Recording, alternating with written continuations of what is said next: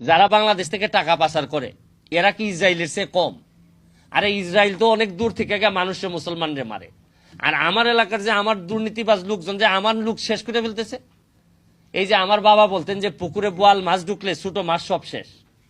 তা আমরা যে কত বোয়াল মাছ নিয়ে আসি আপনাদেরকে কি বলবো, এই যে ফাইটটা করে যাচ্ছি আমরা জানি, বিশ্বাস করেন যে কত কষ্ট হয় যে এইসব বোয়াল মাছদের বিরুদ্ধে যুদ্ধ করতে। আরে আমরা তো প্রতিবাদ করি বিদেশের বিভিন্ন অন্যায়। আমি বিশ্বাস করি যে অন্যায় যে জায়গায় হোক, এটা আপনার নিজের এলাকার জন্য থ্রেট, মানে এনিহোয়ার, কিন্তু থ্রেট টু এভরিহোয়ার। এই জন্য আমরা প্রতিবাদ করি।